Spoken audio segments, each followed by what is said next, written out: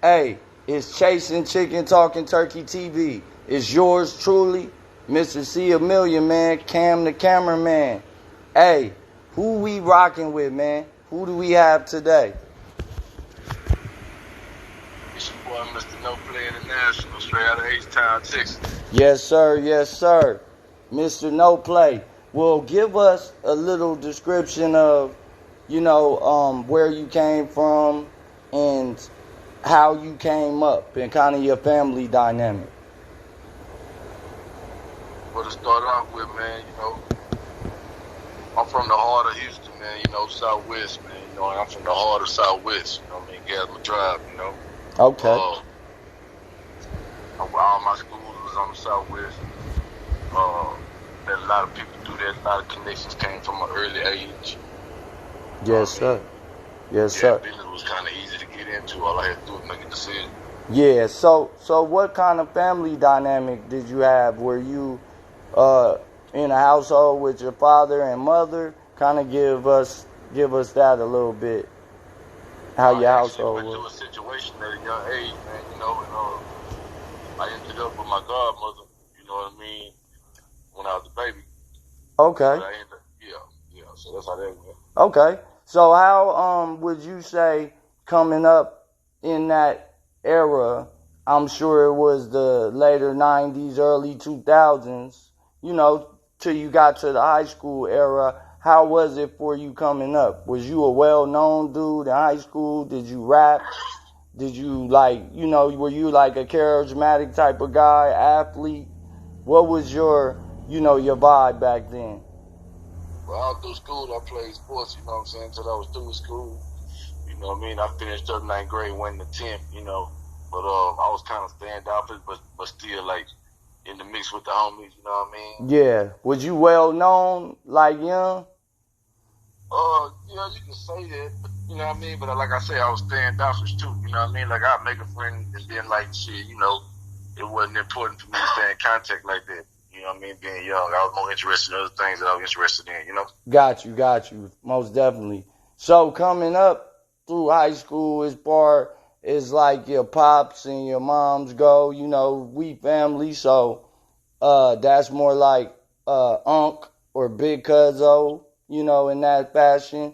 And I got to live with them for a couple years, and I kind of know the dynamic of them. So could you give like how that dynamic was when you first, encountered him and spent time with him and got to see how he was, how that was for you?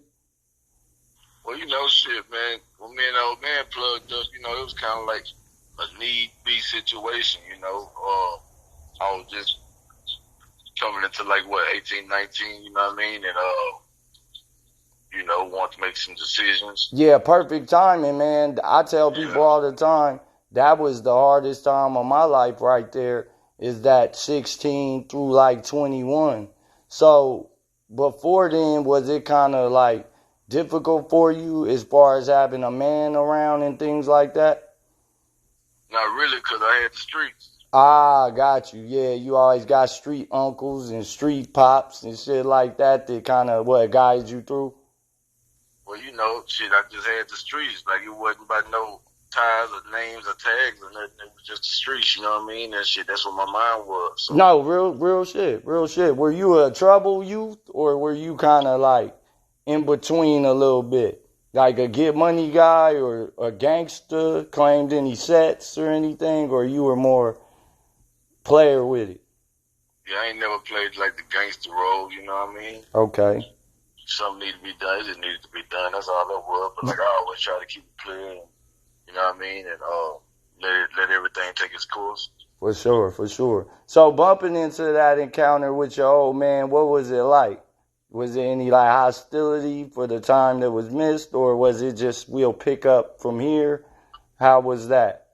Man, our first time we communicated, man, we got damn near cried for about 10, 20 minutes on the phone, man. You know what I mean? So damn. Shit, when we plugged, it was all love. Yeah, that's love. That's great to hear, man. Most youngsters around that time kind of have more of the animosity type feeling, so you was more open to it. That's a beautiful thing. So what was some of the things that you caught on to? Because we family, so I kind of know, but I kind of don't know. So this is kind of a interview for me too to learn about no play, man. So can you give a little bit of that?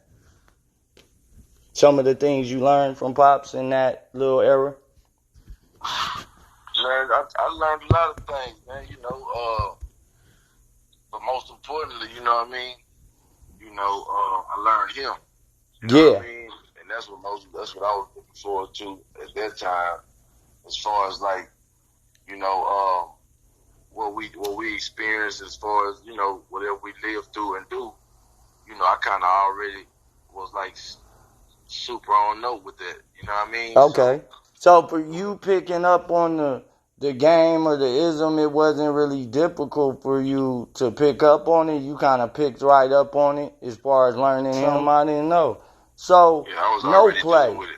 Oh, okay. How did you come into that part of your life? Were you older, younger when you got that tag, or No play came around, by 16, 17, you know what I mean? It really stands for never out playing like a youngster, Oh, okay. That's dope. Yeah, That's creative. Never out playing like a youngster. Okay. So when you came into that, what was more so the basis of that? Like I'm grown, I'ma hold it down as a man on my own, or like what it represent? Like no playing at all? Give the details on that. Yeah, well, I've been on, in the streets since I was like 11, 12 years old, hustling or whatever I had to do, so it just always just came down to that. You know what I'm saying? Gotcha. Then when they dropped the album, all work and no play, you know what I mean? Shit, that really made me feel good about everything, man. Who dropped that? R.I.P. Big Pokey, man, SUC family. Okay. Yeah, you gotta come around here to Houston, man. So check for this you. out.